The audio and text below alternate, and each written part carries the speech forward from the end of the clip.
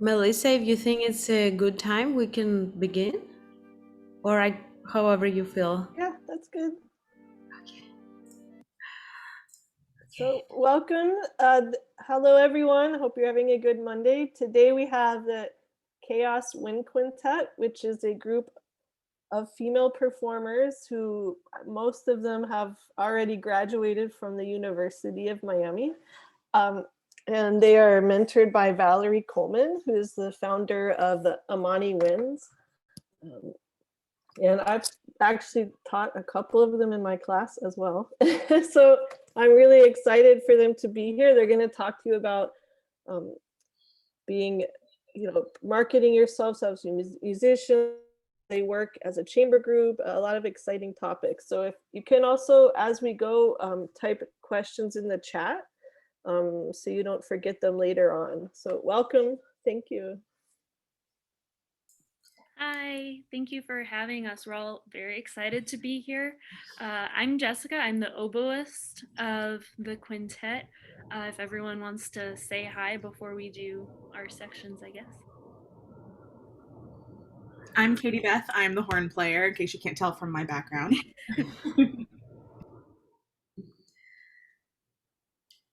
Hello, everybody. My name is Melanie, and I'm the bassonist of the group. And I'm Claire, and I play the clarinet. I don't know if you see it yet. Hi, everyone. I'm Vanessa, and I'm the flutist of KHAOS. And so today we have a little presentation for you with hopefully some helpful tips to help you become a little bit more familiar with what is the experience like to be in a chamber group. So we're very happy to be here today. Thank you for joining. It's great to see that we have quite an audience for this masterclass. So that's so great. Welcome, everyone. I would like to thank Melissa and the Music Reach program for having us here today. We're very, very happy to be joining you. So thank you so much. I think all of us have been a part of Music Reach for quite a bit now. So I'm sure you already know, but you guys are so lucky to be part of this program. It is an amazing opportunity for all the kids in your age to be a part of this program and have access to all these teachers and the master classes and lessons and coachings and all that stuff that you're getting through this program. So I'm sure you know, but you should be very grateful for this opportunity. And we are grateful as well to have been a part of this wonderful program. So our group, KHAOS Wind Quintet, started at the University of Miami, the Frost School of Music. Now almost all of us have already graduated with our doctoral degrees from Frost. We have one member that will be graduating, will be our final doctor. Hopefully. Yes, Melanie, you will be. So that will make 5 of us, 5 doctors playing music together. Not that degrees matter so much in life, but for sure it gives a nice educational background that sometimes makes things a little easier for coordination and collaboration. And so today we are joining from 3 different locations. As you know, through COVID, some things have been a little harder, especially for playing live music. But something that is really easy is Zoom, right? So we can join from the comfort of our own home, from anywhere we are. So today we have myself, Melanie, and Katie Beth joining from Miami. Jessica is joining from Indiana, and Claire is joining from LA, California. So that's the convenience, right, of meeting virtually.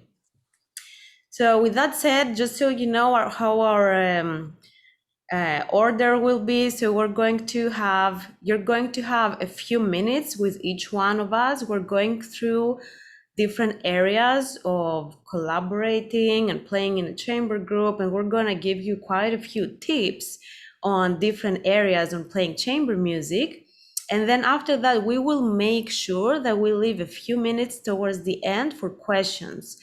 As Melissa said, not to forget your questions. If you want, you can type them in the chat, and we're gonna go through all of them in the end. I wouldn't encourage you to unmute yourself so much just because of our limited time. And so let's get started. So I'm gonna be sharing my screen. I have just a few slides to accompany my words here. And of course, if you would like to see more, to find out more about us, feel free to visit our website, is chaoswinds.com.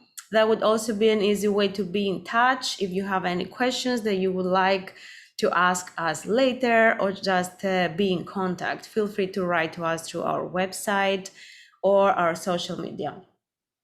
With that said, let's get started. So I'll go first, and I will talk to you a little bit about cueing. So I am sure, as most of you or all of you are already part of ensembles, either large ensembles or chamber groups, one of the biggest challenges is cueing and playing together, starting and ending together. So let me give you a few ideas, a few tips, a few thoughts, just from my experience, right? Because if you talk to many different persons, each one is going to say a different approach, is going to recommend a different approach. So what we're doing in KHAOS is we are most often utilizing the flute to initiate the first cueings, to start playing together, to initiate to cue the downbeats. So why is that? As you can imagine, and I have this picture there for you to see, that the flute is played like that. So the end of the instrument, it's visible by all the members of the group. So it can very easily be seen. And that makes it the instrument that is kind of the easier to follow when cueing. So of course everybody can cue, and there is certain pieces or certain movements that we assign cueing to a different member, but mostly just because of the instrument construction and the way it's being held. As you can see in the picture, is very easy. So every player, they can catch these tiny movements at the end of the flute with the corner of their eye. So first of all, assigning cues, right? When you're in a chamber group, you have to make sure everybody knows who is cueing and how they're going to cue, because you want no surprises. And the second more important thing, especially for wind instruments, is breathing during the cue. So a very common mistake that we see happening, and sometimes even when we play in band or larger groups, is breathing together with the cue. So don't get me wrong, we want to breathe together during the cue, during the pickup breath, to make sure that we're going to land together. But the common mistake is that we are relying to this breath to take the necessary amount of air in. So this breath that we take together, so let's say wants a car. Remember what the Grand Master said. someone has a comment regarding the breathing. So if you can please type it in the chat if you want to ask a question, and we'll go through at the end. So breathing, yes. So let's say we're going to cue something that is in 4, and we want to cue the downbeat. So what I would gonna do is we're going to breathe together one beat before, right? So it will be 1, 2, 3, and then we play the downbeat. So just be careful that this breath that we're going to take together is not the breath to take all the air we need. It's just a tiny breath to coordinate the downbeat. So what we actually do is we breathe in before the cue happens. So this tiny breath that we're taking as a cue is just to ensure that we will play together. So what we actually do, and me as when I'm supposed to cue a downbeat, but I I'm going to look around and make eye contact with each one of the group members because you don't want to cue a downbeat and someone not being ready and just putting their instrument up while cueing, right? So you want to make sure everyone is ready. And when you make eye contact and you see everyone has their instrument up and they're ready to go, we slowly inhale all together. Make sure we're full with air. And after we're full, then we're going to cue. 1, 2, 3. Right? Okay. I know I don't have much time. I only have a few minutes, but I really want to show you something. So I know we have a lot of string players today with us and vocalists and wind players, but since we're a wind quintet, I really wanted to share this information with you. So most of us, not always and not all the instruments, but very commonly, we articulate with the syllable ta. So I would like to give you a little bit of challenge. I would like you all to type in the chat in which letter of the 3 letters that you see in front of you in your screen, in which letter the sound begins. So I'm gonna give you a few seconds to type in the chat. Let me pull it up so I can see. I'm just really curious. I want to see what you all think. So I see H, I see T. Very good. Keep writing. I see T, more T's. Oh, I think T is going to win. Most of you are voting for T. I see some A's in there, another H. Someone typed in L, so the letters are T-A-H. And remember, this is the syllable we use to articulate most of the time, right? Ta. I see an E, so it's T-A and H only. So great, I see we're getting many responses. So I hate to disappoint you, but the right answer is actually A. When the A comes, that's when the sound starts to be audible. So let me show you, it's right there. So what does this tell us? It tells us that the T is only the preparation, but it doesn't really make any sound. So we should really keep that in mind when we're preparing to play together with the group or the band or an orchestra, wherever you're playing. If you're a wind player, just so you know, your sound is gonna come out at the letter A. That means we seal with our tongue, right? So the 2 is actually not audible. And when we release our tongue or our lips, it doesn't matter how you're sealing, you create resistance. The moment you release and the ah comes, that's when the sound happens. So keep that in mind when you want to place your sound right at the downbeat. The T should come before the downbeat, so the ah is actually going to be right on time. Just a couple more things about note ending. So it's not only important how we start together, it's equally important to end the notes together. Can you imagine, especially in a wind quintet setting, that we have the flute? So the flute has no reed, it has no mouthpiece to go inside the mouth. It only touches the lips. We have double reeds, oboe, we have bassoon, clarinet, we have a brass instrument, the horn. So how are all these instruments going to play with the same note lengths?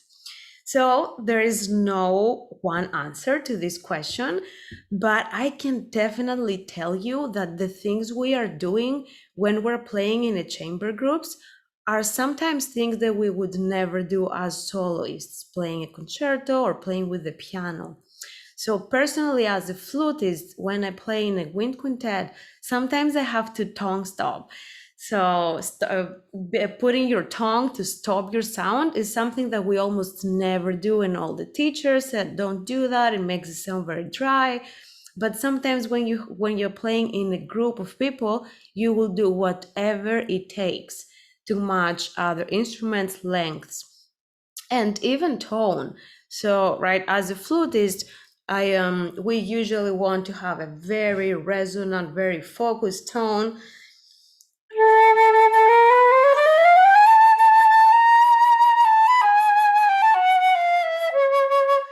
Right, we're trying to play with this very flutisty tone. But when you're playing in a wind quintet or any chamber or large ensemble, you really want too much. So you might want to make your tone sometimes more fuzzy, which would be something inappropriate when playing solo, right? So I'm not sure how much can come through the microphone, through Zoom, but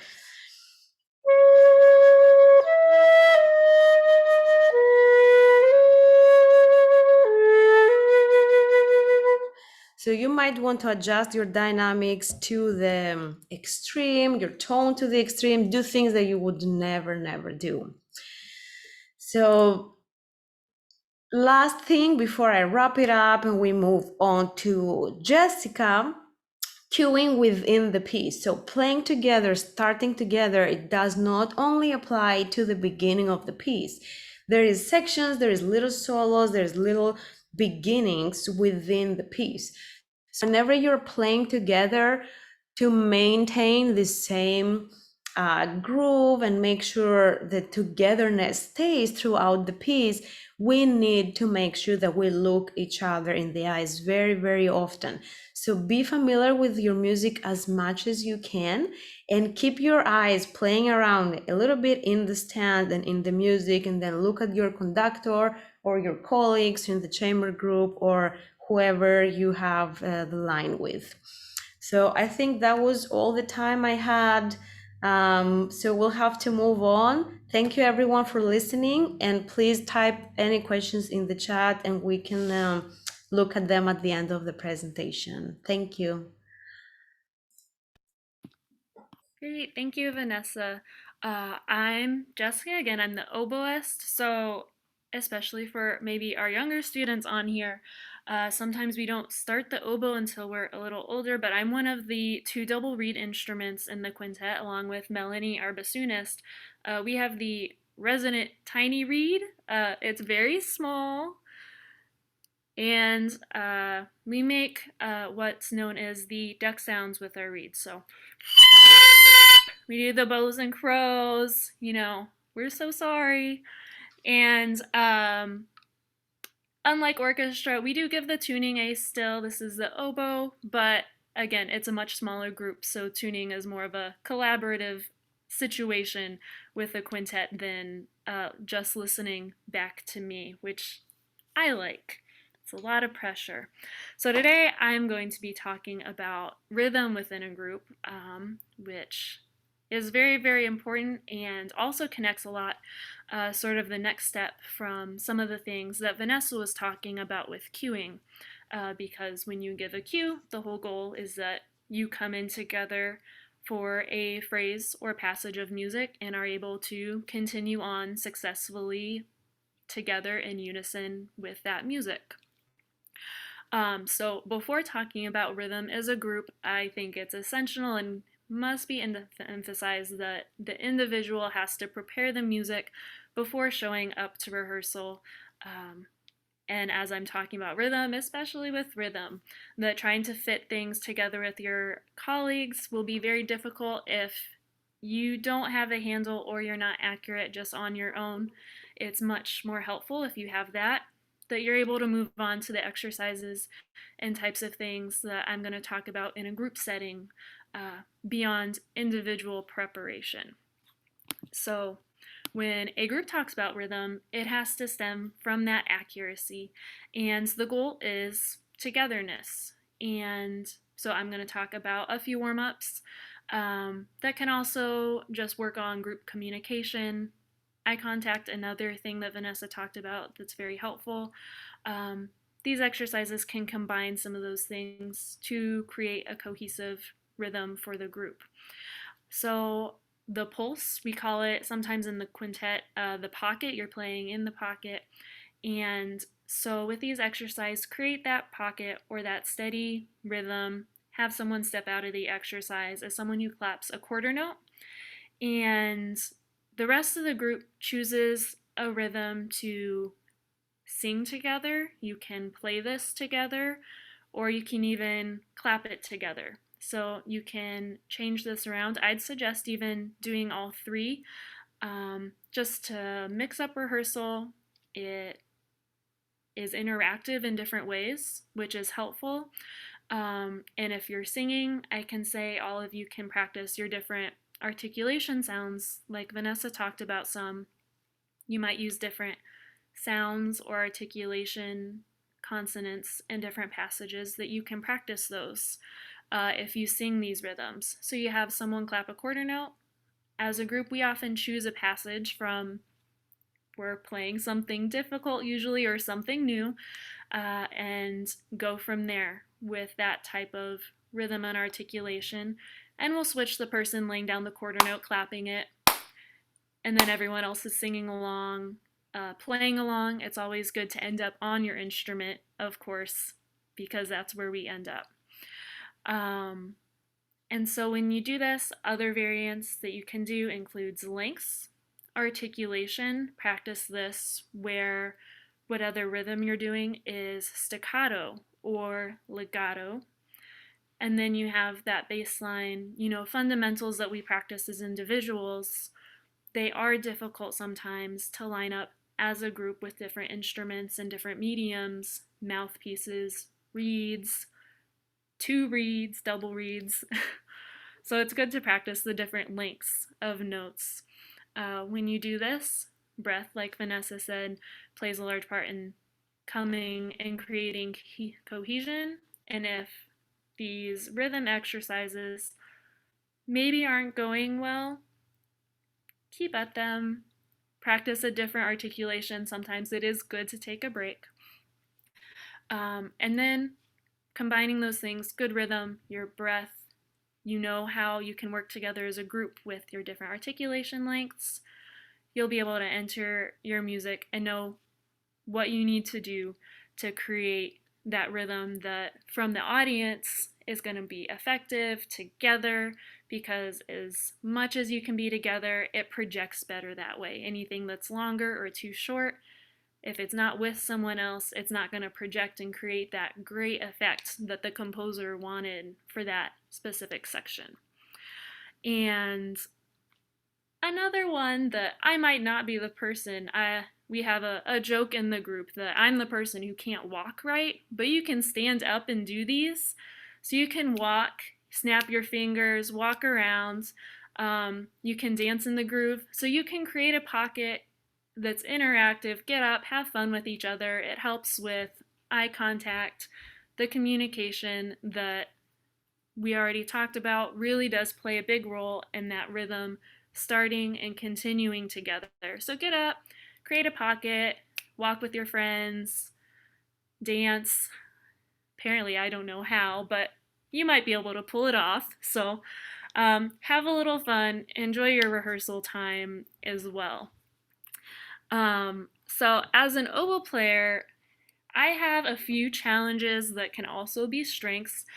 So if you play in a mixed group, whether if you're winds, I hear we have a lot of strings, which I don't think we'll have this as much since you're all on you're all string instruments. But as an oboe player, as a bassoonist does, we make our own reeds, and that falls into, you have to have a steady pitch, and so it's very important to show up and be good with that. But maybe something that's more applicable is the tone color that I was gonna say as an oboe player that each person can think about as it relates to their string instrument.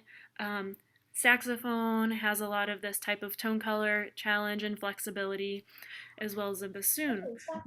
I'm trying to make a As a double reed player, I use physical knives to scrape my reeds. And something that's interesting about the oboe is that because of that, I can really change my tone or the type of sound I'm able to make, which can be really fun with different types of pieces of music. I can make a reed that, again, in solo playing, you never want to sound stuffy or or dry that sometimes it's very hard to make the oboe disappear, but I can do that a little better if I make a reed that way, or I can make something vibrant and bright and fun that really has a lot of life to it. And I think that's a fun thing about the oboe. So talking about the oboe to not many oboists, so maybe you can consider it an instrument pitch, that if you're interested more in about the oboe, I think we're a really interesting instrument, and that's one of the reasons why. You get some music, you get some woodworking. Who wouldn't like it? And I think that covers the exercises I was going to share with you today. So if you have any other questions about the oboe, as many of you have, I'm sure, we're a very hot topic, feel free to reach out. Our website, it's our quintet, KHAOS Winds. Hopefully we'll hear from some of you, and I hope you enjoy the rest of this masterclass. Next, you're going to hear from our bassoonist, Melanie.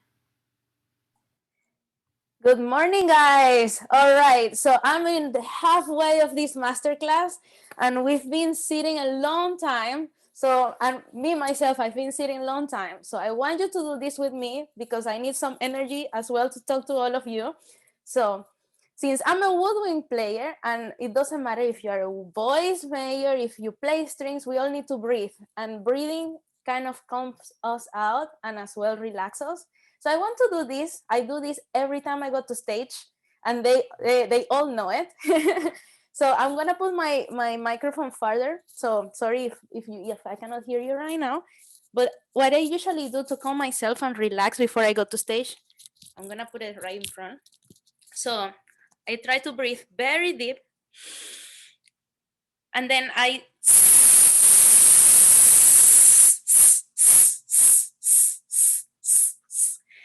pull out all my air as possible. So I like disinflate.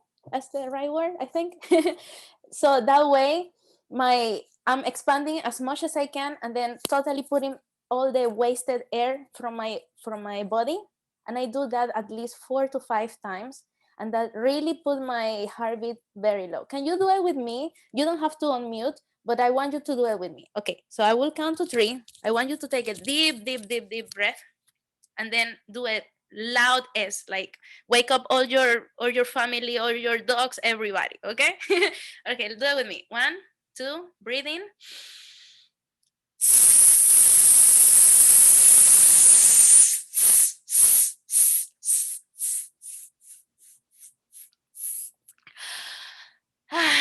So good, right? It feels awesome. So you can do that like 3-4 times. The other thing I do before I go to stage, I jump. So I stand up. So if you can stand up with me, can you stand up? Can you just stand up? Just let's shake the body a little bit. Shake our bodies. Shake your hands. That really relax. Move your head. Move everything you can. Move your legs. That really pumps some blood in your system. Usually when we are getting to stage, we are so tense, our body is so tight, everything is so tight in your throat, in your body, in your legs, like legs can be shaking. After you do that, it's like another energy and you are ready to go. So all of this not only relax you, but it really helps for tuning, because when we are playing, tuning is the first thing everybody's gonna hear. It's like when we play that first note, when Vanessa said about cueing that first note, if we are so tense, the tuning can be anywhere, right? And nerves gets on the way, everything gets on the way. So usually this is my prep when I'm like 10 seconds before walking out of stage. They all laugh, and some of them are starting to do it because it kind of helps.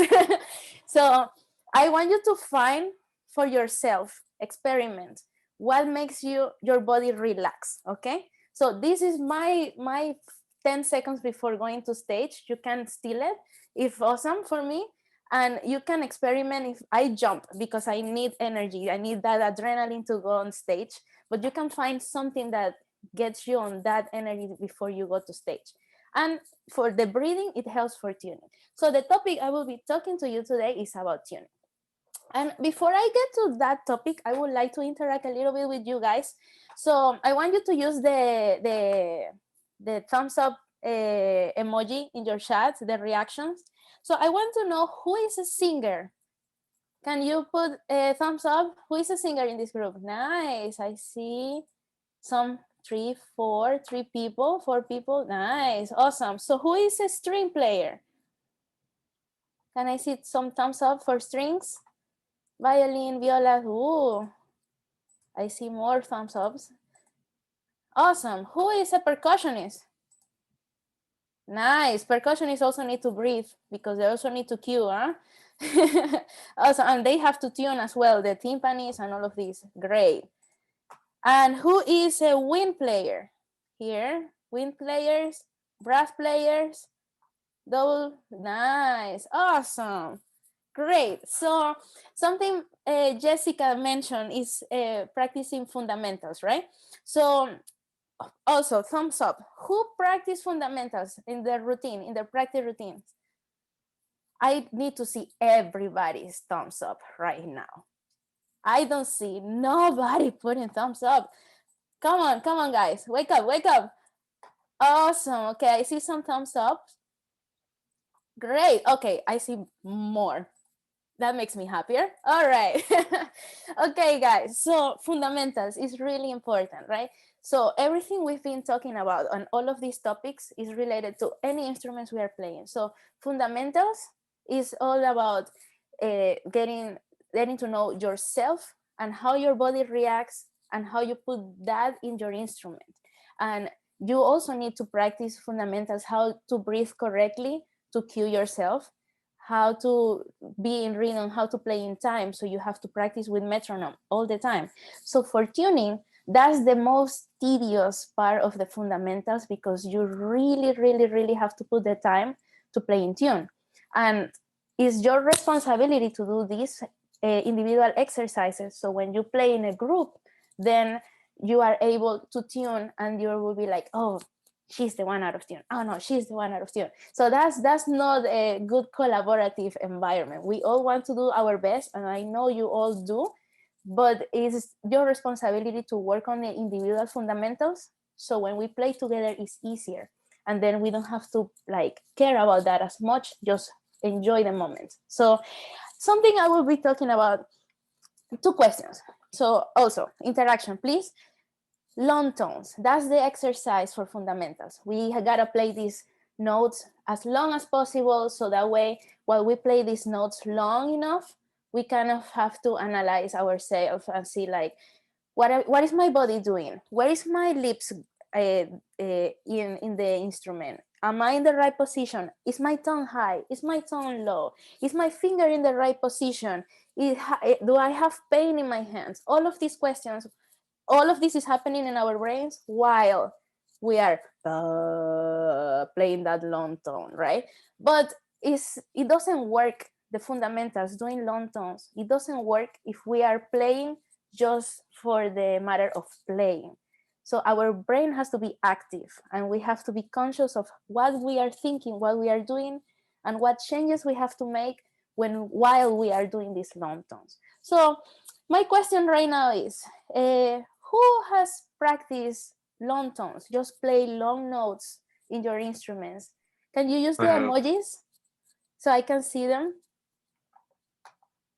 Okay. Ooh, this is good. It's getting better. It's getting better. Awesome, guys. I'm so happy to see that you do put this in your fundamentals and your practice routines. This is essential. Okay. Awesome. So who thinks this is stressful? For me, sometimes it's stressful. Yes. So who thinks long tones is relaxing actually? It's kind of like doing yoga with your instrument. Sometimes I do as well. Good. So the best way to think about long tones is kind of like, it's a meditating point within, it's like knowing yourself, knowing what your brain is doing while you are playing. So I will give you some exercises, some tips about how to use your tuner on your phone and do some tuning exercise. So there are many ways to practice tuning. So usually what we do, I'm gonna share screen of my phone with my favorite tuner app because it gives me a happy face. And when I see a happy face, I get happy as well. So let me share screen from my phone. 1 second. Let's see. Hopefully it's connecting. It's on its way. Let me see. Let me do it again. Can you guys see my screen? No? Okay, let me stop sharing one more time. It worked when I try. Said it started Well, of course. sharing, but we couldn't see the tuner. Oh, I see. Let me try this one more time. All right, let me try. Screen. There we go. Can you see it now? Yes. Perfect. All right, so my app is called TE Tuner. So if you see my phone, it's gonna be the one next to, don't see how many messages I have, but it's right, this one. And this one, when you play and when I speak or anything, it gives you a face. And when it's kind of like doubting, it's like, it's not sure, it gives you this kind of emoji. It's like, that one. So I like this because you can really see how far high or how far low your tuning is. So when we play, if we are very tight in our throats, if you are playing a string instrument, if everything, if it's tight, if it's high, it's gonna show you up. My reed is dry, so it doesn't vibrate. Let me sweat it a little bit. All right, okay, so I'm just gonna play a C.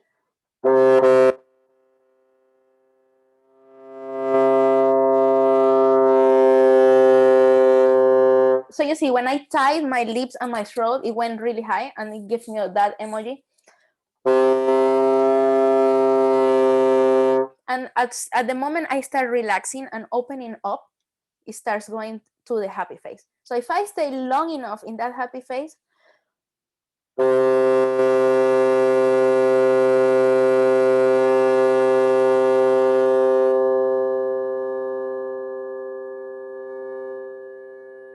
I get a huge smile, and that makes me really happy. The longer I keep that happy face, the happier I am when I'm practicing. So that's why I love this tuner. So usually when we practice long tones, we use this way of just looking at the tuner. But there are other ways that is really important, not only looking, because when we play in an ensemble, we cannot see our tuners, right? We have to listen.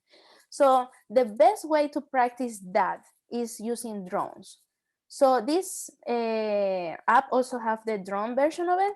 So I can put sustain here and then just press C, and it's gonna have the sound.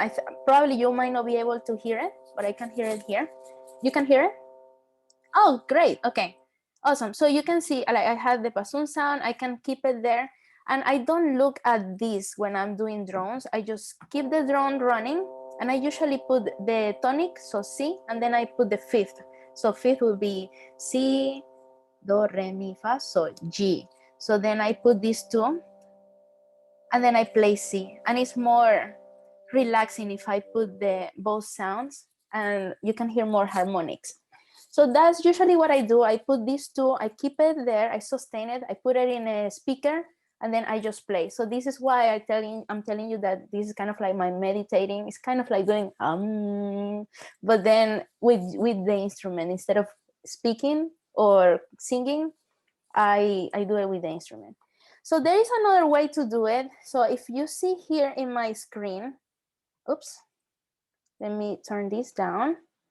And if I put the 1 second, it froze. Oh. Can you see my metronome? No? It froze, right? No, it's on your home screen. Yeah. All right. So I think we only have 15 minutes left, so it might be good it's if good. we Okay. give some time to Claire and Katie Beth. All right. So the last thing I will say is like you can use also this app and put chords. So you can build the chords with that app. You just have to change it instead of equal, put it just. So that way you have the tuning right, and then you can play any note from the harmony, and that way you can really practice your tuning within an ensemble without a chord. So that's all I have for you guys about tuning. I hope you get your energy back and you are ready for the last two people. All right. Hi, everyone. Thank you, Melanie, for the introduction. So I'm Claire. I play the clarinet. I wanted to see, is there anyone playing the clarinet in this group or not at all? Can I have like a thumb up if there's a clarinetist? If there's none, that's okay. Then I won't go like so crazy on the clarinet then, because, you know, it's a beautiful instrument. It's all black, right? And you know it. But yes, I won't go crazy on it. Therefore, I'm going to start with talking a little bit about the energy in the group. And you see, with KHAOS, we're pretty lucky because you see Melanie, she has a lot of energy. So we are not lacking that at all. And so it's great because she's a bass player and she's, you know, having a lot of, I guess, the bass, you know, the bass, the rhythm and everything. So it's been helping us a lot. And it's great that I guess I'm talking about that right now, because everything we've been talking before is kind of related to it. Jessica talked a lot about rhythm, and I think it has to do a lot with that, particularly since I joined KHAOS.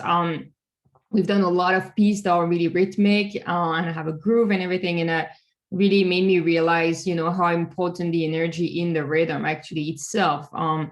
And so everything, you know, Jessica talked about and Melanie with or one of her energy, like helped, you know, shape a little bit everything I'm going to talk right now. So a lot of things have to do with communication, as you know, in a group. I think for anything you do, you know, it doesn't have to be music necessarily, but you know, when you work in a group, even for a school project, you have to communicate and you have to talk about the different, you know, ways of working together. But that's the same for us, and the energy goes in that as well, right? We have to communicate and decide, you know, maybe in this specific section, what is happening to the music, right?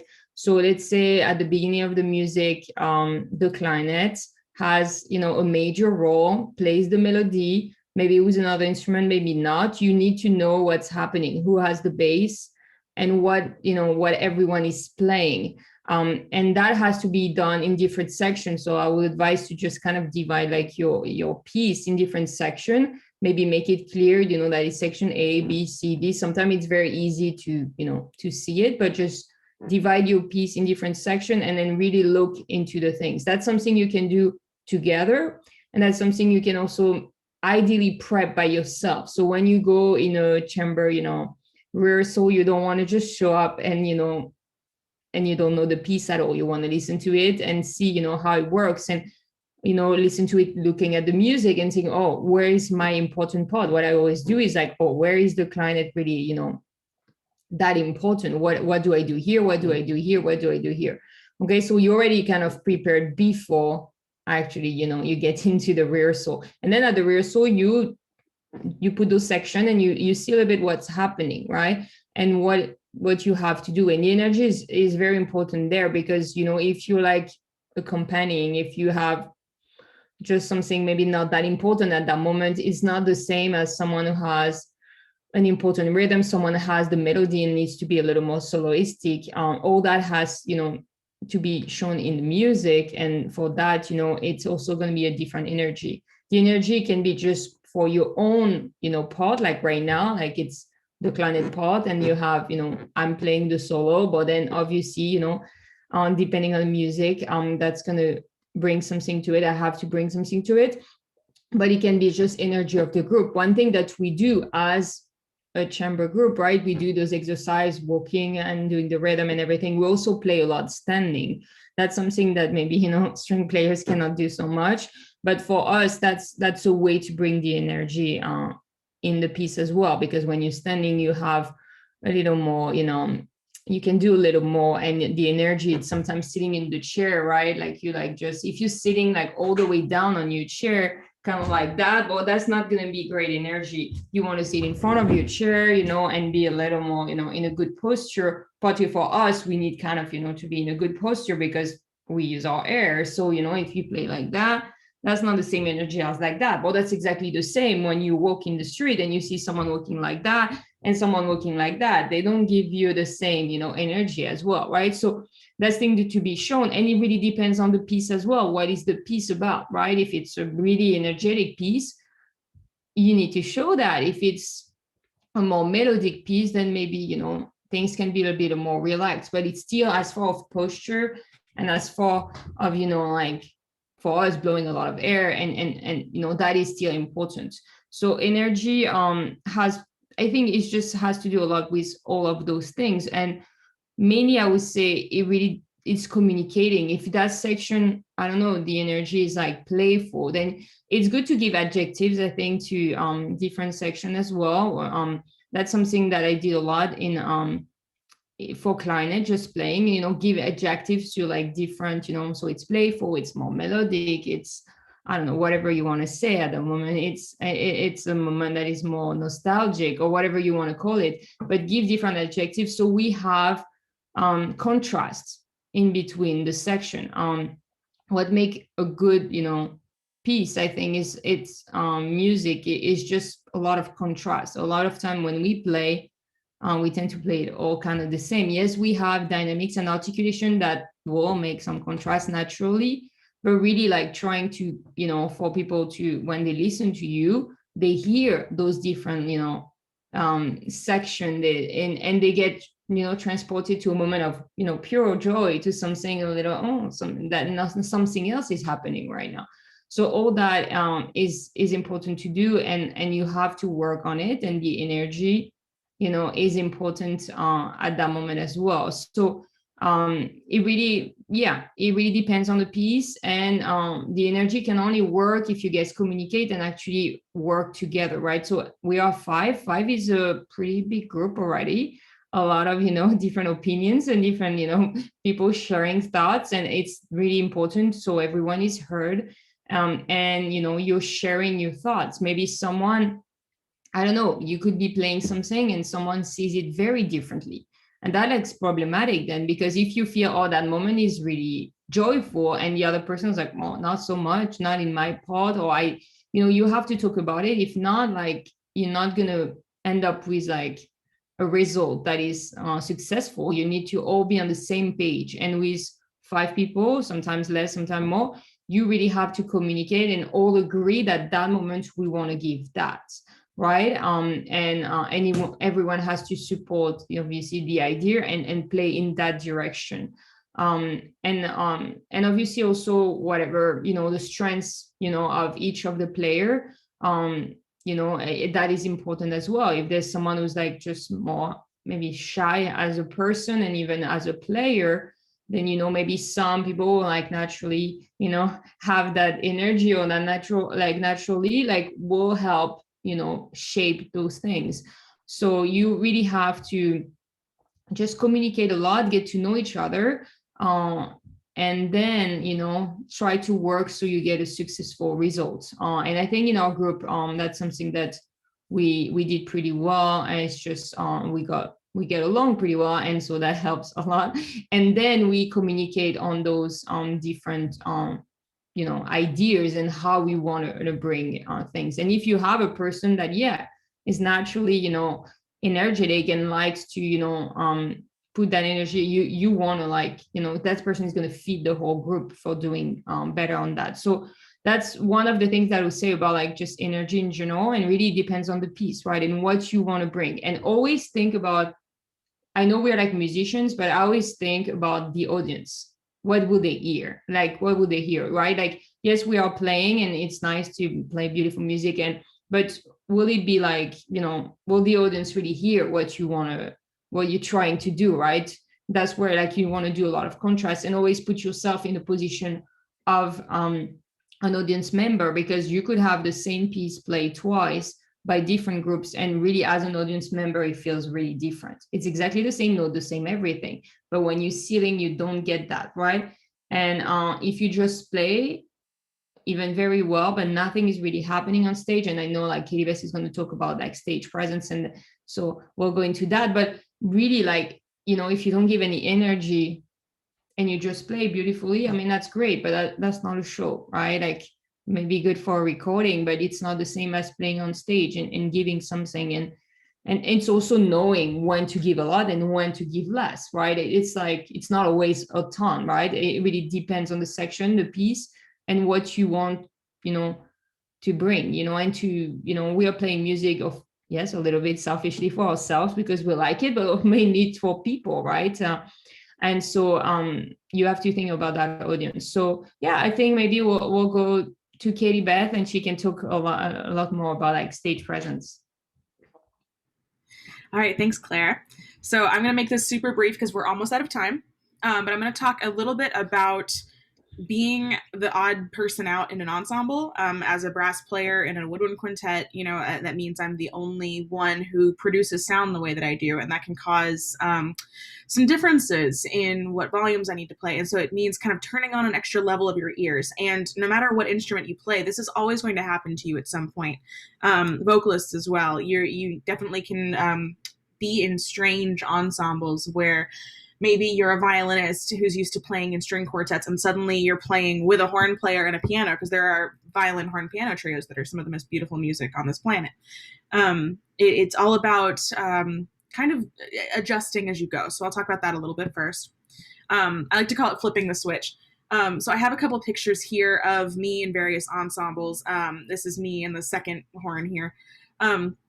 So on the left, you've got me as a soloist, right? And then you've got a whole group of horn players. And then you've got me playing with a flute player, which is, you know, Valerie Coleman that Dr. Lesniak mentioned earlier.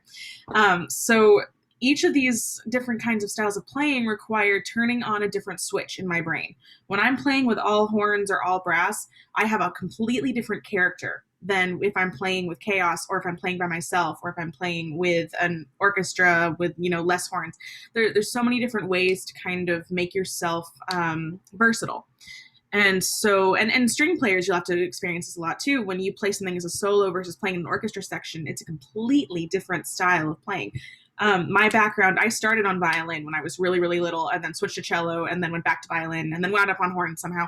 But the style of movement that you have when you are, you know, playing in an orchestra, you're very subtle. You're trying to stay with your concert master. When you're by yourself, you can move all you want and do everything you need to do, project. It's a completely different skill set. So my phrase that I really like to think about is bloom where you are planted. It's really funny actually. When I started playing horn, I never in a million years would have thought I would be playing with a woodwind quintet. I loved brass quintets. That's where you have two trumpets and a trombone and a tuba and a horn. It's a completely different style of music. You get to kind of wail a little bit more, which is always fun for a horn player. But I really am thrilled that I've gotten this opportunity to play with these wonderful women that I do, because it has taught me to be a more nuanced player. To create these beautiful sounds. We like to make jokes about this a lot, like the bassoon, where it's the bassoon and the horn combined, or the flobo, which is the flute and the oboe. You know, we create these colors, and it really can be a beautiful, beautiful thing.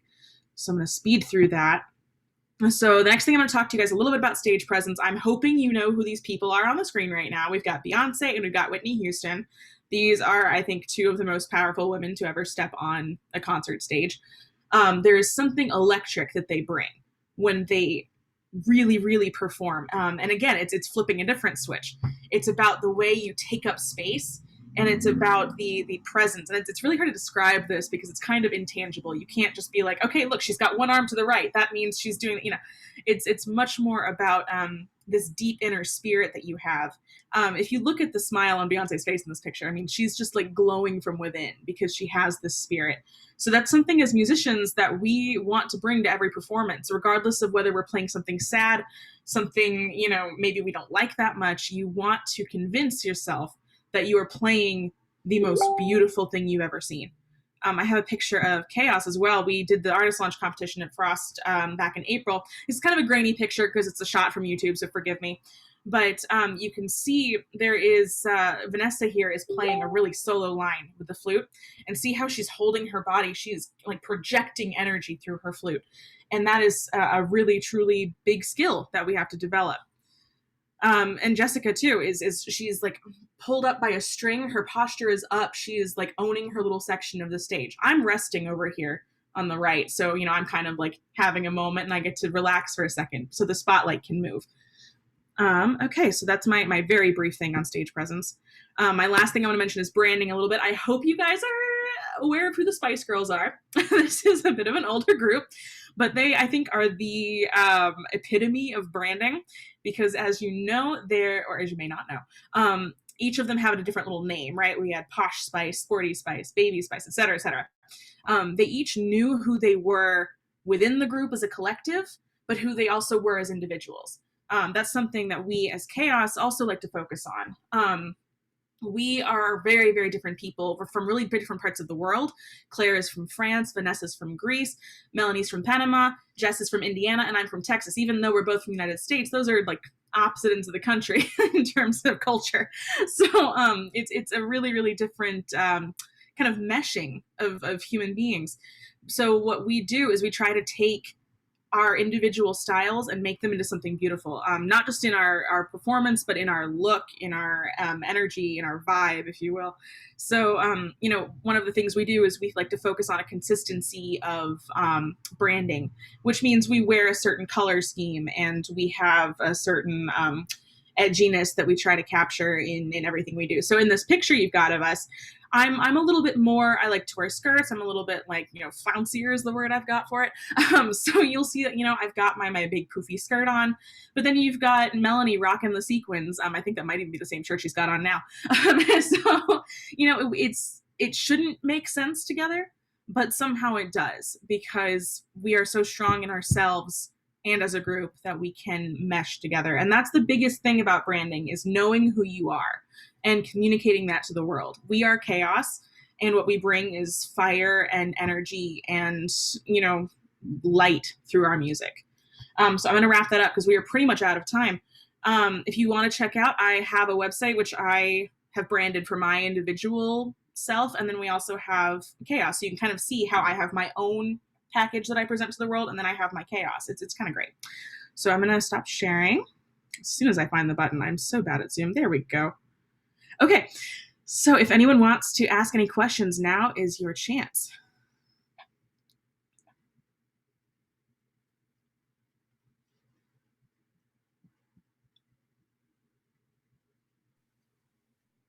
I'll ask one. When before COVID, how often were you guys rehearsing together?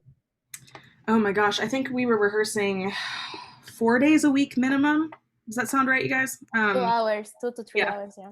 Right. We were, especially when we were preparing for competitions, it was very intensive.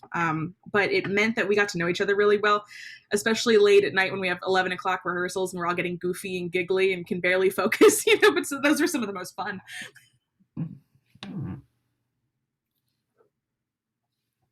How good is oh, go ahead. Who's ever talked? How good is the pay for an ensemble?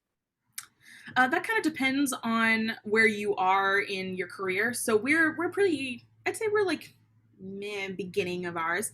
We all just graduated school, but we are getting booked for professional gigs. So as of right now, this is not like we don't make our livings from this.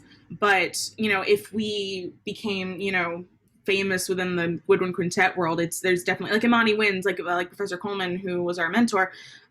She was living on being a chamber musician, so it's absolutely feasible. Okay, thanks. No problem. Dr. Lesniak, I think you were going to ask something else, right? I was going to ask when each of you started. Oh, I was little. My mom's a music teacher, so I started singing and playing piano and playing violin by age 2 or 3. I was very, very little. Yeah. Yeah, That's like a baby. I know. I had a little tiny violin. It was really cute, and like a little toy keyboard. I mean, I can't say I was like good, but that's when I started. You know? That's great. Your mom's a music teacher. She was a go-getter and getting you on stuff. Pretty much. I have pictures of me as a toddler, like trying to mess with her her viola while she was practicing. You know, like there was never any hope for me. I was similar. So being in the United States, I started in band at fifth grade on oboe, but I did piano for a few years before that. Yeah, I play one finger keyboard since I was 7 until 10. Just like I heard a song, and if I liked it, I just by ear got like all the notes, and then they were like, she has good ear, I think she can be a musician. And then when I started middle school, I started with bassoon. No, bassoon, saxophone. So I play saxophone since I was 12. And then at 14, I started bassoon and saxophone. And then I moved to the US when I was 18, and I gave up saxophone. So fully bassoonist now. I started at the age of, I think 9, the clarinet, because I was pretty small and I needed to wait a little bit and grow my fingers.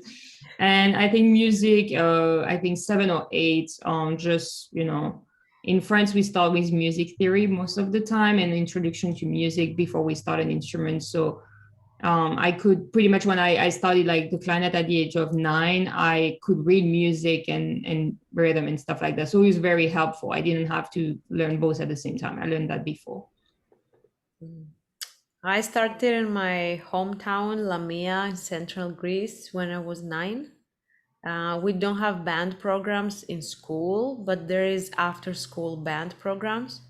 So I think my mom took me when I was 8 or 9, and I started with the piccolo because when they were trying to decide what instrument to give me, I was young and then a little bit short and skinny. So they said, she's too small, let's just give her the smallest instrument we have. And they passed me this piccolo. So I started with that. Which, yeah, I know it doesn't make much sense, but that's how things were there. And after a year, I was able, as Claire said, my fingers got a little bigger, so I was able to switch to flute. And I've been on flute since then. I think it's kind of funny because a lot of us didn't pick our instruments we play now originally. You know, I like I said, violin, cello, piano, I was singing, and I wanted to play clarinet. And I couldn't make reeds work. So my band director was like, you're going to play a brass instrument. I was like, oh, okay. Here I am, however many years later, you know. So there's a moment where you're like, oh, this is what I want to do. This is great. You know, there's an aha moment. We have a question. Oh, sorry. I was gonna say, you see if some other people pick the instrument for you, but there's people who go around and try different instruments like you or Melanie, but sometimes I guess if you're lucky, they pass you the right instrument and you just stick with it. Yeah. But even if it's picked by someone else or yourself, you're gonna end up playing what you really like. You guys have a question in the chat. We do. What was the most fun, enjoyable piece you've played? Ooh, as a group? I think my favorite might be the one that we were playing at the beginning. It's called Zigan. It's by Professor Coleman. She wrote it, and it's so much fun. Every instrument gets featured, so I get to do my little bum, bum, bum, but you know, little melody, and then there's a big oboe solo. It's really, really cool. That's my opinion. I'm gonna drop a link to Zigan in the chat if anyone wants to watch or missed it in the beginning. Feel free. It's for me too. It's one of the most fun pieces we've done together. Cool. Okay. Well, thank you very much. Great. Thank you so much for having us. Thank you so much. Thank you all for watching for a while. Another Zoom meeting. Yes.